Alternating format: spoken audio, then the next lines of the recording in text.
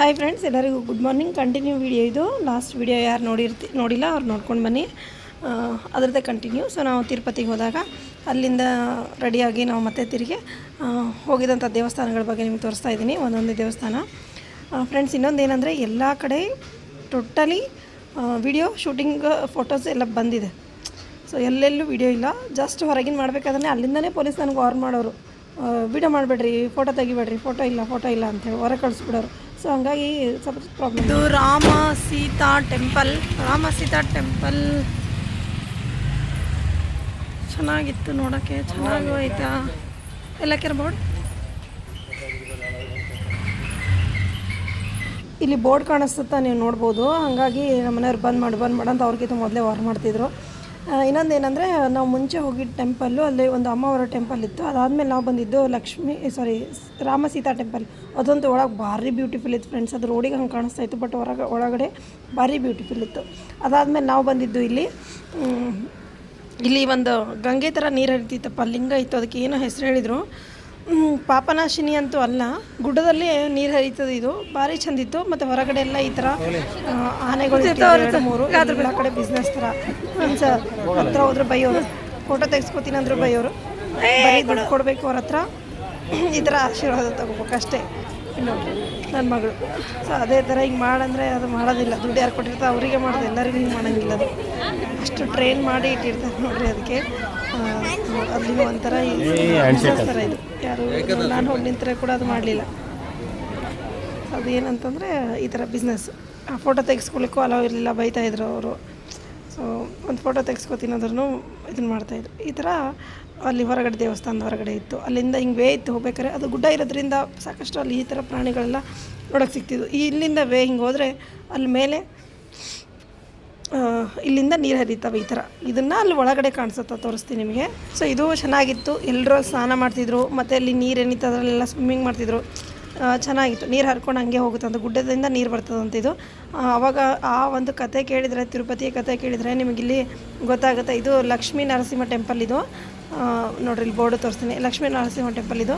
ಈ ಕಡೆ ಎರಡಿದೆ, ಒಂದು ಆ ಕಡೆ ಒಂದು ಈ ಕಡೆ. ಒಂದು ಲಕ್ಷ್ಮೀ ನರಸಿಂಹ ಟೆಂಪಲ್ ಇದೆ, ಒಂದು ಈ ಕಡೆ. ಇನ್ನೊಂದೇನಿದೆ ಅಂದರೆ ಒಂದು ಶಿವನ ಇದು ಇದೆ, ಲಿಂಗ ಇದೆ ಅಲ್ಲಿ. ಇಲ್ಲಿ ಇನ್ನೊಂದು ಏನಂತಂದರೆ, ಅದು ತಿರುಪತಿಯ ಕಥೆ ಕೇಳಿದ್ರೆ ನೀವು, ಈ ಥರ ನೀರು ಗುಡ್ಡದಲ್ಲಿ ನೀರು ಸಿಗಲಿದ್ದಾಗ, ಬಾಯಾರಿಕೆ ಆದಾಗ ಶ್ರೀನಿವಾಸ ಒಂದು ಬಾಣ ಬಿಟ್ಟು ನೀರನ್ನು ಬರಲಿಕ್ಕೆ ಬಿಟ್ಟಿದಂಥ ಒಂದು ಪ್ರತೀತಿ. ಆವಾಗಿಂದ ಇದರಲ್ಲಿ ಪುರಾಣ ಎಲ್ಲ ಕೇಳಿದ್ರೆ ನಿಮ್ಗೆ ಗೊತ್ತಾಗುತ್ತಾ? ನಂಗೆ ಅಷ್ಟು ಅದ್ರ ಬಗ್ಗೆ ಮಾಹಿತಿ ಇಲ್ಲ, ಬಟ್ ಜಸ್ಟ್ ನಂಗೆ ಇದು ಗೊತ್ತು. ಇಷ್ಟು ಸುತ್ತ ಇದು ಗುಡ್ಡದಲ್ಲಿ ನೀರು ಹರಿಯುವಂಥದ್ದು. ಚೆನ್ನಾಗಿತ್ತು ಒಂಥರ ಪೂರ್ತಿ ನೀರು. ಎಲ್ಲ ದೇವಸ್ಥಾನಗಳಲ್ಲೂ ಕ್ಯೂ ಅಂದರೆ ಅಷ್ಟು ಕ್ಯೂ ಇತ್ತು ಫ್ರೆಂಡ್ಸು. ಫುಲ್ ಪೀಕ್ ಒಂದು ಇದಲ್ಲ, ಯಾಕಂದರೆ ಶ್ರಾವಣ ಇರೋದ್ರಿಂದ ಈ ಥರ ಎಲ್ಲ ರಶ್ ಇತ್ತು. ಯಾಕೆ ರಶ್ ಅಂದರೆ ಜನ್ಮಾಷ್ಟಮಿ ಸುಟ್ಟಿಗಳು ಬಂದಿರೋದ್ರಿಂದ.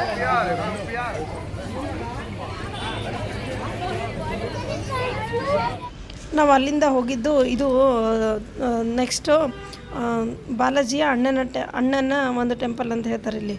ಅಂದರೆ ಯಾರು ಇವರಿದ್ದಾರಲ್ಲ, ಗೋವಿಂದ ಬಾಲಾಜಿ ವೆಂಕಟೇಶ್ವರ ಏನಿದ್ದಾರಲ್ಲ, ಅವರ ಒಂದು ಅಣ್ಣನ ಟೆಂಪಲ್ ಇತ್ತು. ಅಲ್ಲಿನೂ ಕೂಡ ನಾವು ಹೋಗಿದ್ದು. ಸೊ ಎಲ್ಲ ಕಡೆ ವೀಡಿಯೋಸ್ ಅಂತೂ ಫುಲ್ ಬ್ಯಾನ್ ಇತ್ತು, ಎಲ್ಲೂ ವೀಡಿಯೋ ಇಲ್ಲ, ಫೋಟೋ ಇಲ್ಲ ಒಳಗಡೆ ಅಂತೂ. ಇದು ಕೂಡ ದೊಡ್ಡ ದೇವಸ್ಥಾನ ಇತ್ತು. ಅಲ್ಲಿಂದ ನಾವು ಹೋಗಿದ್ದು ನೆಕ್ಸ್ಟ್ ಪದ್ಮಾವತಿ ಟೆಂಪಲ್ಗೆ.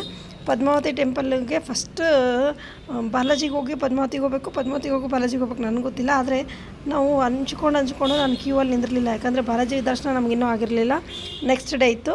ಹಾಗಾಗಿ ಇಷ್ಟು ಜಲ್ದಿ ನಾವು ಪದ್ಮಾವತಿ ಟೆಂಪಲ್ ಹತ್ರ ದರ್ಶನ ತೊಗೊಳೋದು ಬೇಡ, ಫಸ್ಟ್ ಬಾಲಾಜಿನ ಹೋಗಿ ಬರೋಣ ಅಂಥೇಳಿ ನಾವು ಇದು ಅಂದ್ಕೊಂಡೆ. ಅಷ್ಟರಲ್ಲಿ ಫುಲ್ಲು ಕ್ಯೂ ಇತ್ತು, ಫುಲ್ಲು ರಶ್ ಇತ್ತು, ಸಾಕಷ್ಟು ಪ್ರೋಗ್ರಾಮ್ಸ್ಗಳಿದ್ವು, ಫುಲ್ಲು ಲೈಟಿಂಗ್ ಇತ್ತು. ಹಾಗಾಗಿ ಅಲ್ಲಿನೂ ಕೂಡ ನಾವು ಕ್ಯೂ ಅಲ್ಲಿ ನಿಂದಿರಲಿಲ್ಲ, ಬೇಡ ಅಂದರೆ, ಯಾಕಂದರೆ ಭಾಳ ಒಂದು ಲಾಂಗ್ ಕ್ಯೂ ಇತ್ತು. ಅಲ್ಲಿನೂ ಅಷ್ಟೇ, ಒಂದು ಪದ್ಮಾವತಿ ಟೆಂಪಲ್ ಒಳಗಡೆ ಈ ಥರ ಲೈಟಿಂಗ್ಸ್ ಹಾಕಿದ್ದಾರೆ ನೋಡ್ರಿ, ನಡುವಿನ ಒಂದು ಇದಕ್ಕೆ ಟೆಂಪಲ್ಗೆ. ಇಲ್ಲಿ ಈ ಥರ ಒಂದು ಕೊಳ ಇದೆ, ನೀರಿದೆ, ಅಲ್ಲಿ ಕೂಡ ಸ್ನಾನ ಎಲ್ಲ ಮಾಡ್ತಾರೆ.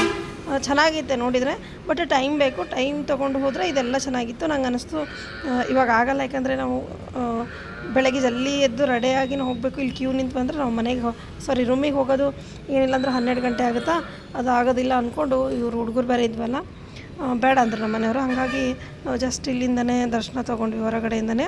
ಸೊ ಫುಲ್ಲು ಗೋಲ್ಡ್ ಇದರಲ್ಲೇ ಮಿಂಚ್ತಾರೆ ಫುಲ್ ತಿರುಪತಿಯಲ್ಲಿ ಎಲ್ಲರೂ. ಇದು ಪದ್ಮಾವತಿ ಟೆಂಪಲಲ್ಲಿ ಮಾಡಿರೋಂಥ ಅಲಂಕಾರ ನೋಡಿರಿ. ಫುಲ್ಲು ಯಾವ ರೀತಿ ಇತ್ತು ಅಂದರೆ ಇದೆಲ್ಲ ಲೈನ್ ಹಚ್ಕೊಂಡು ಹೋದರೆ ಇಲ್ಲೇ ಮೇನ್ ಗರ್ಭಗುಡಿದು ಫುಲ್ಲು ಲೈನೆಲ್ಲ ಮುಗಿಸ್ಕೊಂಡು ಬಂದರೆ ನಾವು ಹೊರಗಡೆಯಿಂದನೇ ಲೈನ್ ಹಾಕ್ಕೊಂಡು ಬಂದಿದ್ದಿಲ್ಲಿ. ಸೊ ಆವತ್ತು ಫುಲ್ಲು ರಶ್ ಇತ್ತು. ಹಾಗಾಗಿ ನಮಗೆ ಜಾಸ್ತಿ ಯಾವುದಕ್ಕೂ ಟೈಮ್ ಕೊಡೋಕ್ಕಾಗಲಿಲ್ಲ. ಸೊ ನೆಕ್ಸ್ಟ್ ನಾವು ಬಾಲಾಜಿ ದರ್ಶನ ಹೋಗಿದ್ದ ವಿಡಿಯೋನ ನಿಮ್ಮ ಜೊತೆಗೆ ಶೇರ್ ಮಾಡ್ಕೊತೀನಿ ಫ್ರೆಂಡ್ಸ್.